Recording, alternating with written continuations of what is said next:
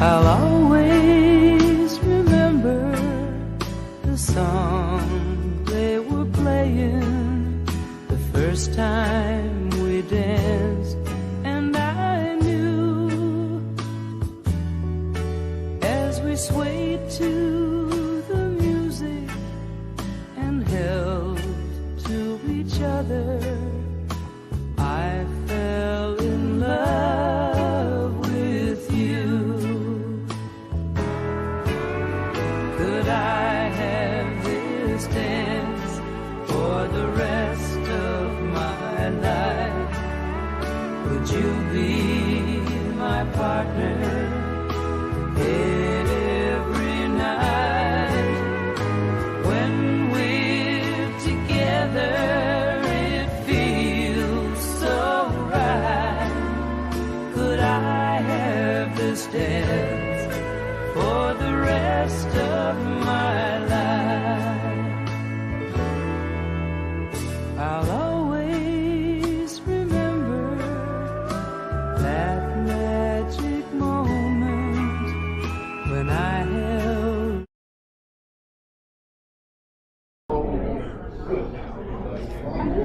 Yes. Oh, okay. I was actually about to apply. Well, I was How are you doing?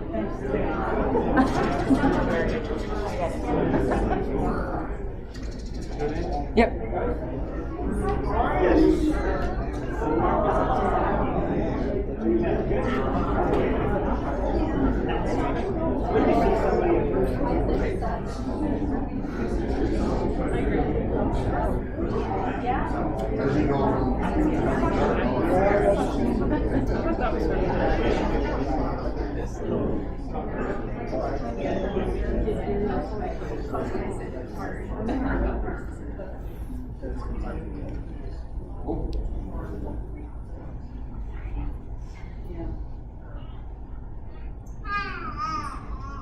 He has achieved success who has lived well, laughed often, and loved much, who has gained the respect of intelligent men and the love of little children, who has filled his niche and accomplished his task, who has left the world a better place than when he found it. Whether it be by a bald-faced sorrel pulling a cart, a perfect drive, or a rescued soul,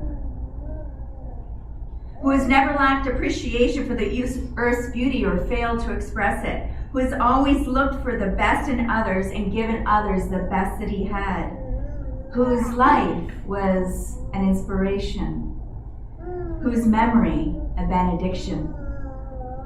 We gather today to honor a man, a great man, a positive man, a fun-loving, charismatic man, a brilliant man, a happy man who is a loving partner, a true blue friend and a treasured colleague, a principled gentleman. With that distinct twinkle in his eye, Lee would have looked around this room filled with all of these people who love him and who are going to miss him like crazy, and say in his familiar voice, "What's up with this? You guys go raise a glass in my honor and I will see you in all our old familiar places." Well, Lee, today you don't get to call the shots. We're going to carve out time to laugh, to cry, to tell stories, and to breathe you in, and to scoop up all of the memories so that your family and friends have them to accompany them as they begin their journey of living in a world without you. The truth is, if you can sell a horse and that same horse can break out and bring all of his buddies back together and to come stampeding back to you while you're having a party, then you are a one-of-a-kind magnet to all. Welcome, everybody. My name is Kelly Malash, and I am privileged and humbled to take you on a journey as we celebrate the life and we mourn the death of Lee Bowman. Lee was the deeply loved husband of Janet. Lee was the incredibly loved father of Doug and his wife Ina, Cindy and husband Steve, and stepchildren Dave and wife Jessie, and Leslie and husband John. Lee was the devoted grandfather of Tara and husband Kevin, Doug, Raylan, and Rachel and husband Julian, Dylan, Taylor, and wife Drew, and Luke. The love continued on to his 4 great-grandchildren. Lee will be deeply missed by his sister-in-law Vivian, many nieces, many nephews, friends, and friends that he made family. At home, feeling the void is this sweet little Jack Russell named Riley, who misses Lee with each passing day. Our hearts break with you who are in this room, and break with you that are live streaming with us. As you miss this man who was such a large presence and an influence on each one of you, we promise to be the listening ears and the strong shoulders as you continue to tell his stories and to remember his life. And while we're missing Lee from the very core of our beings, he is experiencing some deep and some powerful reunions. Waiting to greet Lee was his first wife, Linda, their son, Rodney, aka Newt, and Rodney's wife, Sandra. Lee had 10 siblings ahead of him, which meant lots of hand-me-downs and likely lots of energy in that house. He remembers a special bond with his brother, Ken, who was a hero to him with his little boy eyes. And waiting to greet him with open arms and big smiles were his siblings. Ken and his wife Erlene, Stuart and his wife Helen, Jack and his wife Betty, Jean and his wife, her husband Jerry, Effie and her husband Bud, Dorothy, Carl, Archie, Murray, and Billy. And of course, there was Eddie, the other Jack Russell that would have their signature energy renewed and demanding the biggest cuddles ever. And along with Eddie would have been Smarty, Lee's pony when he was a small boy, who he has been talking to quite a bit lately. All of these souls, human or with fur, are now the constellations in the sky that you can look up to for kindness and for guidance always. So on behalf of the family, thank you for being here. Whether you are part of Lee's large circle of friends, a colleague from Hines, a kid that only knew how to skate or shoot from center ice because of Lee. Maybe you're a little boy that would have never slid into home unless it was Lee guiding you there. Maybe you're a friendly face from Blythewood, Wheatley, or spots in between. Your presence here is special, and it's a valued part of this day and this journey. Each person here is a testament to the impeccable man that Lee was, both in kindness and in character. Lee is a man who made a difference in the world and left his heart print on everyone. Today is Lee Bowman's day. This moment is so essential, and yet it's surreal.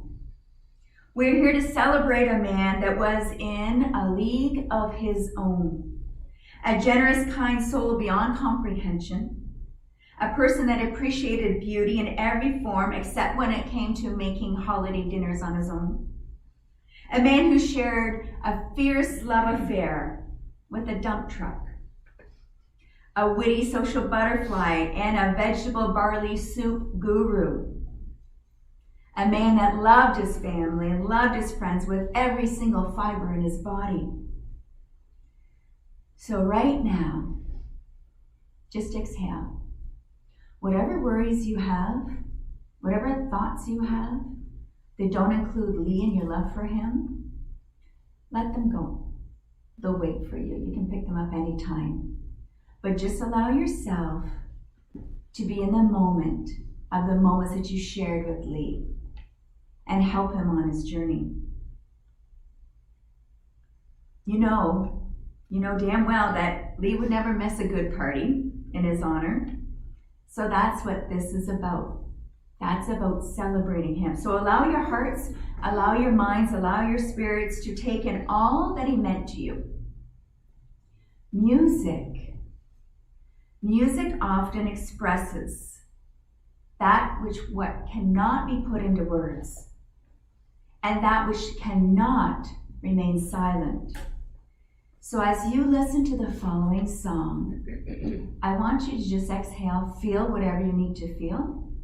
And if those tears come, I like to think of them as your truth babies. So let your truth flow.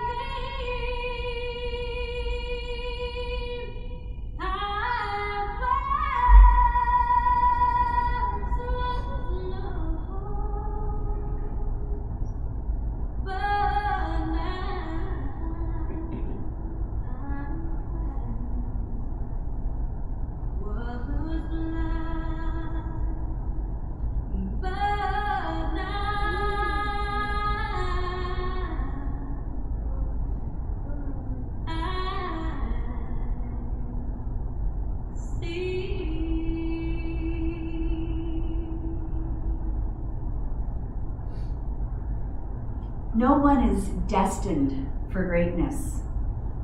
Everyone is just destined to express the greatness that already exists within. On August 1st, 1934, Lee's parents perfected their family when they welcomed Lee into the world. Blythewood became one person richer, and Lee would have decades of laughter and love and shenanigans for all of you to remember. He began collecting friends and leaving indelible prints on hearts at his grade school in Blythewood, but he could only manage a short stint at Leamington High School thanks to the ear-pulling principal, Jimmy Hume. That man left Lee grumbling for a long stretch thereafter. Not so far away, though, was H.A. Hines, where Lee would then celebrate 40 years of enjoyment and employment and the amazing moments and the memories that he'd share with his friends disguised as colleagues. Hines offered many things to Lee, including great love. Janet and Lee had been introduced by friends and also shared a working relationship. Their hearts found each other at exactly the right time, allowing their friendship to flourish into romance. On September the 6th, 1991, Lee and Janet shared their forever and ever vows, and he indeed had the last dance for the rest of his life. A London paper not long ago offered a prize for the definition of friend. The prize was awarded to the person that sent in this. A friend is the first person who comes in when the whole world has gone out. True friendship delights in the deeds that are far more than words, coming unmasked in the face of adversity. A true friend never forsakes us, not even when we forsake ourselves. True friendship abides in sunshine and in the storm. When the whole world has gone out, this loving friend will be with you still. Jimmy Armstrong experienced this while he and Lee took their horses down the 8th concession being pulled in the buggy. Guy McIntyre shared this amazing friendship with Lee as well. And it is now my pleasure, my delight to invite Guy up to say a few words.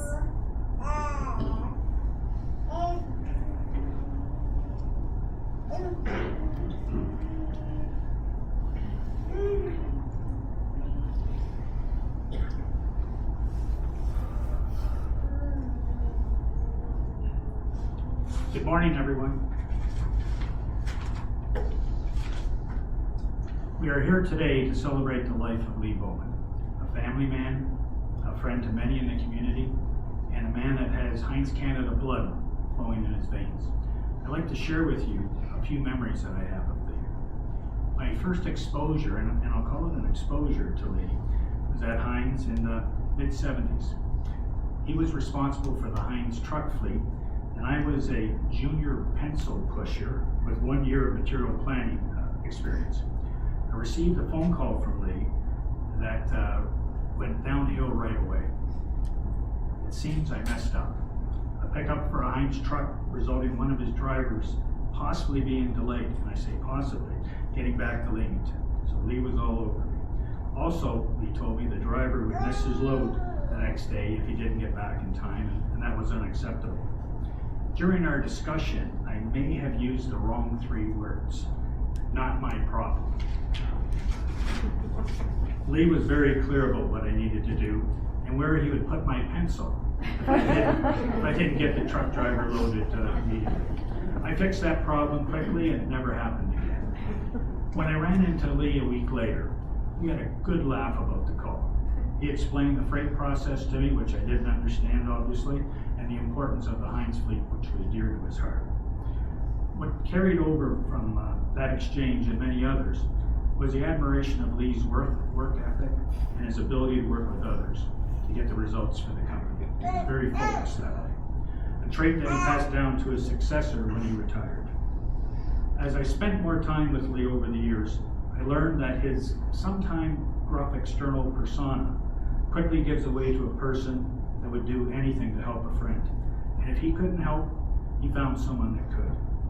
I learned that I could count on Lee for advice, support, and unconditional friendship. I'd be remiss if I didn't mention one of Lee's oldest friends, Chuck Wayrock, who passed away the day before Lee. Up until recently, these guys would needle each other and compete in anything and everything for fun. I watched the dynamics between these two for many years on our golf trip as they tried to outdo each other both on the course and off the course. And it was hilarious. They were just a great pair to watch, and they were great friends to the end. Lee was one of the persons that started our golf vacations in Maggie Valley, North Carolina. That's right now in the 35th year. Lee represented all that was good in the trip. We had fun, laughter, love of golf, a few cocktails, and he even had time to watch over Chuck. As I was writing this line, I started thinking, I envisioned that I could see Chuck and Lee in a long line waiting at the gates of heaven. Lee is hoping that Chuck will not get annoyed and yell, "What's the holdup?" which is his favorite saying. When word of Lee's passing became known, many of the golfers reminisced about the past trips with Lee and Chuck and realized we had lost two legends of the group.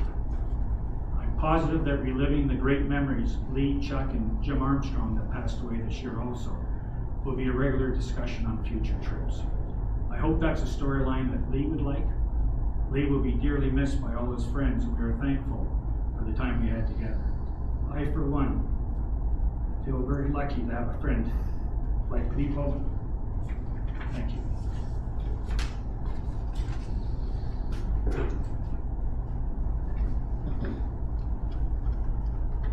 Thank you. I had my own notion of grief. I thought it was the sad time that followed the death of someone, and you just had to push through to get to that other side. But I'm learning that there is no other side. There's no pushing through, but rather there is this absorption. There's an adjustment, there's an acceptance. And grief is not something that you complete, but rather something that you endure. Grief is not a task to finish and move on, but it is this element of yourself. It's an alteration of your being. It's a new way of seeing. It becomes a new definition of self. Lee lived a life of being present and being passionate. Once retired from Heinz and Janet was still working, she knew that dinner and a smile would always be waiting for her. Lee's soul was sensitive and it was kind. When his kids were younger, everyone knew that Lee could not wait to get home to enjoy the best part of his existence. That was his kids. Whether it was off to the ball diamond, to the arena, to grab a bite, or just hang with the horses. If Lee was with his children, he was in his element. And everyone's kids loved Lee. If you knew that you had a Heinz pickle pin or an international hat, then you were wearing Lee's stamp of approval. His other element was heading up to Huntsville with Tim Eplep and the gang of non-stop euchre playing and insatiable laughter. If there was music in the background, then you could count on Lee singing badly to it. He didn't have Ina there to harmonize with, so that was likely the issue. Lee has seen the world, and thankfully the world has seen Lee. From Mexico, around the Caribbean islands, to beautiful Alaska, and the stunning Rocky Mountaineer tour through Western Canada, the beauty of the world and the depth of the experience never escaped Lee. His last trip to Punta Cana will remain sacred in the souls of all of his family. The beauty that Lee gravitated to always was his family. But no matter what's said, there's something like a line of gold thread running through a man's words when he talks to his daughter. And gradually over the years, it gets long enough for you to pick it up in your hands and weave it into a cloth that feels like love itself. It's now my honor to invite Cynthia to say a few words about her dad.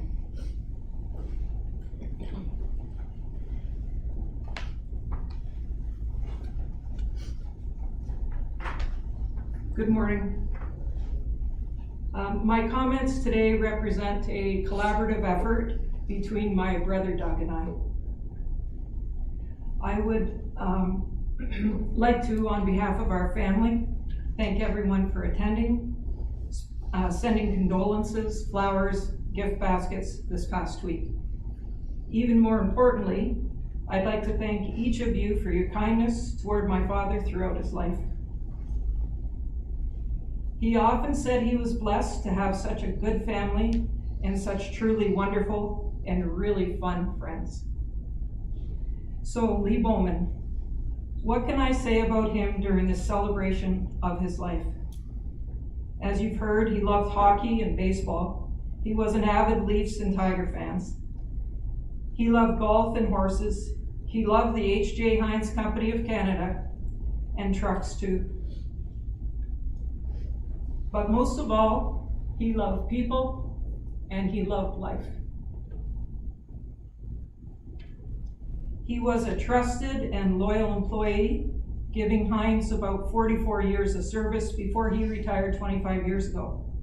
Upon retirement, he and Janet started J&L Trucking. J for Janet, L for Lee, in beautiful downtown Blythewood. To ensure everyone in the family was properly acknowledged, his license plate read Eddie, in honor of the dog that did the deliveries with him. His little red dump truck could be seen all over the county, with him always introducing himself as the mayor of Blythewood, self-proclaimed, of course. The highlight of his work was always the people he interacted with along the way. I understand that Dad and one of his longest and best friends, Chuck Wayrup, died within hours of one another. After all these years of traveling down the 401 together, it seems that they will take this next journey together also. It was important to our dad to be known as loyal, trusted, and hardworking, regardless of the task at hand, always ensuring he gave a full week's work. His week usually started on Sunday with his first load to Toronto, trying to get back early on Monday so he could go over to Seacliff Park and hit fly balls to us. All the neighborhood kids would be there until dark sent us inside.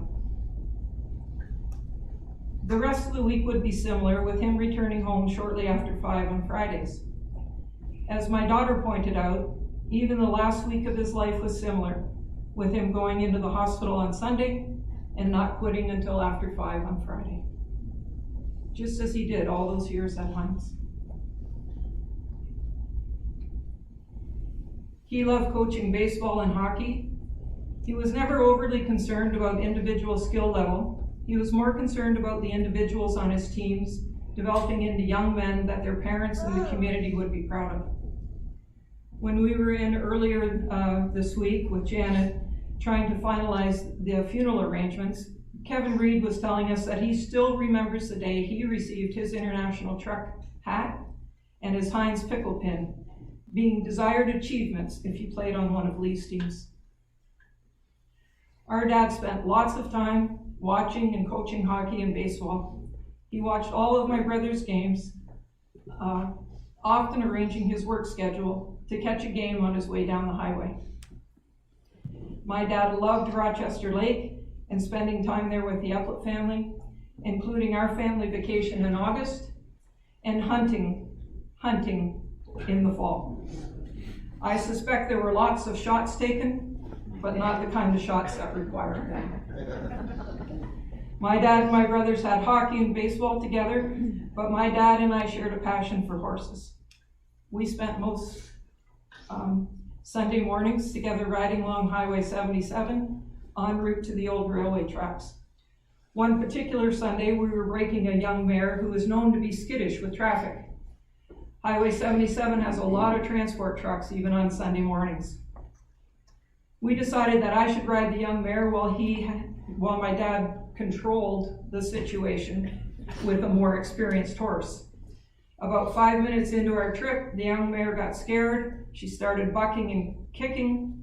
I quickly went over her head and landed flat on my back on the road, with a transport truck quickly approaching. The entire time my dad was yelling, "Pull back, pull back." The transport truck stopped. I got up, looked at my dad. I was a bit rattled by what had happened, and I said, "Pull back? That's all you got? Pull back?" Ever since that moment, that's been a real joke between us.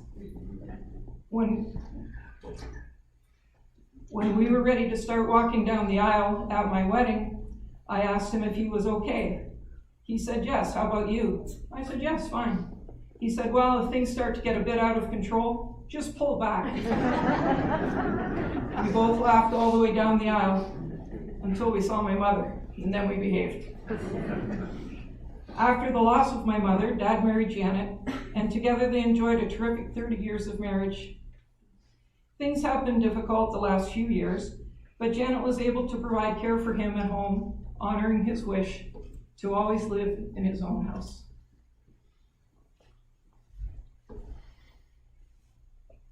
The last few months, my dad and I had some good quality time together. I had the pleasure of taking him to one medical appointment or another. Just a couple of weeks ago, I was bringing him home from the Leamington Hospital, and he was particularly relaxed due to some pain medicine he had been given prior to his release. I took the occasion to ask him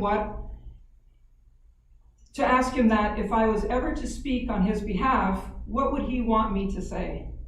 His response, direct as always, "Well, if you're planning what to say at my funeral, here are some ideas."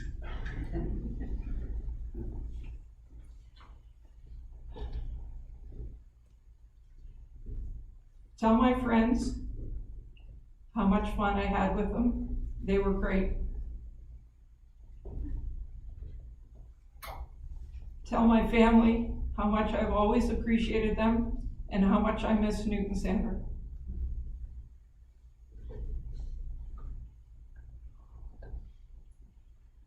Make sure the Eplets know they've always been family. Not like family, but family.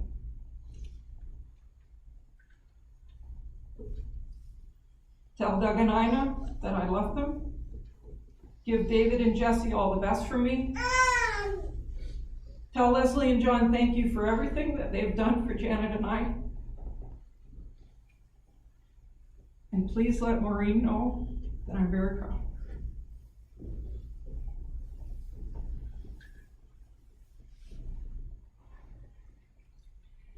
Tell the grandkids and great-grandkids that they're amazing and to continue to carry their Bowman heritage proudly.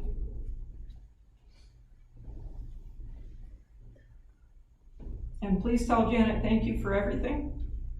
We had many wonderful times together, and she made it possible for me to stay in my home, even when it was difficult to do so. Let her know that if things get a little out of control without me, just pull back. Thank you.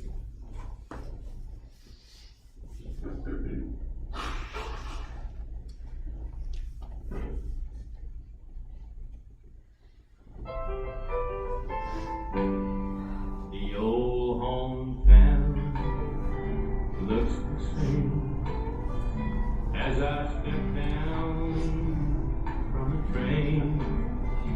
There to meet me is my mama and papa.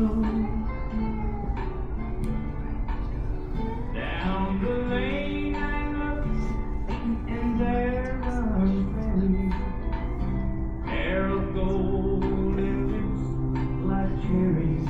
It's good to touch the green, green grass of home.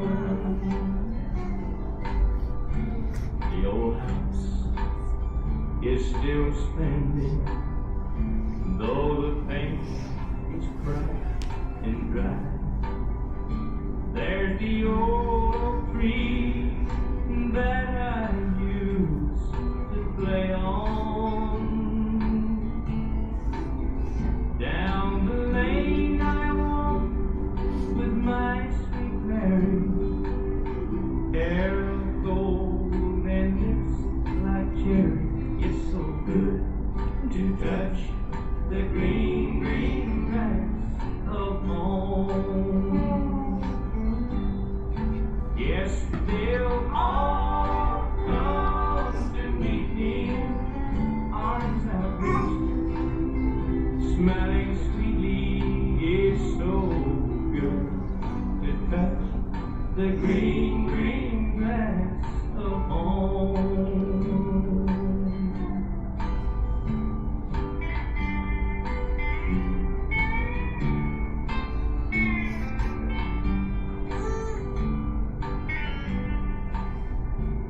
Then I awake and I look around me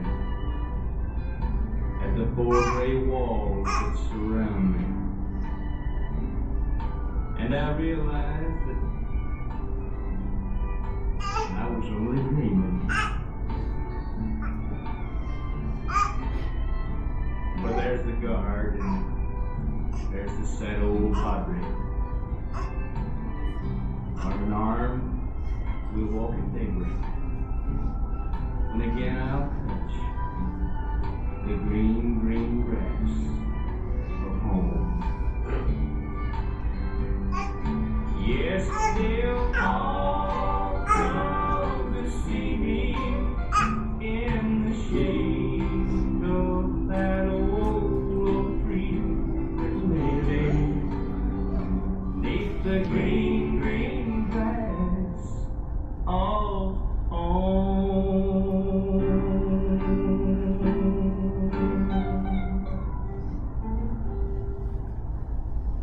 In times of darkness, love sees. In times of silence, love hears. In times of doubt, love hopes. And in times of sorrow, love heals. And in all times, love remembers. Wheatley was host to Janet and Lee for the past 4 years. Lee found his home peaceful with the views and the serenity from either his indoor or his outdoor lazy boys. With Let's Make a Deal, The Price is Right, or any sports game aside from soccer, he was a happy camper. Put a bowl of ice cream in front of him or a yogurt bar, and you just increased the odds of elation. After a fall on June 19th, Lee was admitted to the hospital. While the outward resolution was that his body was now starting to shut down, there was also a magic present. The strongest part of Lee was still so vibrant: his character. Lee remained positive and his energy was astounding. This was a man whose life was grounded upon generosity. In hard times, Lee unconditionally would show up and infuse whatever he saw needed to be done. A little girl got a pony and her brother a hockey registration along with his gear because a family was in need and the children were in lack. He provided his family with vacations to Disneyland while he remained at home. Other people's pleasure translated to his pleasure. On June 25th, Lee took his last gentle breaths 37 days before his birthday. He leaves us having spent 360,458 days of his signature love, kindness, and craziness to continue to remember and share. The legacy that he leaves each of you with who knew and loved him is one of determination, one of self-reliance, one of holding fast to family and friends and knowing that life is meant to be lived, explored, and embrace. Live and love loudly as a measure of the legacy that Lee leaves you with. To everyone on live stream, thank you. To every single person sitting here right now that has supported the family, not just today, but over the past years. The family will try to thank you, and their words will feel to them like it's falling short, because it's immeasurable to know that until it's your front row seat at a funeral, how much you supporting them from behind and from the sides is. To the family, thank you for allowing me to know this impeccable gentleman. Cindy and Guy, great job. I know that Lee was looking down at you, and Cindy, you're a strong woman. That was wonderful. So I leave you with this. When I die, give what's left of me away to children and to old men that wait to die. And if you need to cry, cry for your brother walking down the street beside you. And when you need me, put your arms around anyone and give them what you need to give me. I want to leave you with something better than words or sounds. Look for me in the people I've known or loved. And if you cannot give me away, at least let me live in your eyes and not just in your mind. You can love me most by letting me see hands touch hands, by letting bodies touch bodies, and by letting go of children that need to be free. Love doesn't die, only people do. So when that's all that's left of me is love, then give me away. Thank you.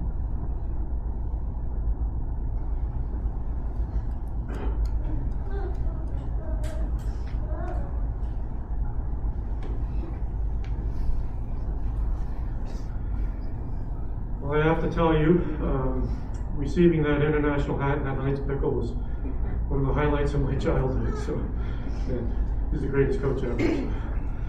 Anyway, we're going to be proceeding to Evergreen Cemetery. You're all welcome to join us. We're going to be leaving here shortly, and we'll just have everybody follow out. The live stream will be ending, so thank you for all that joined us on the live stream. Thank you.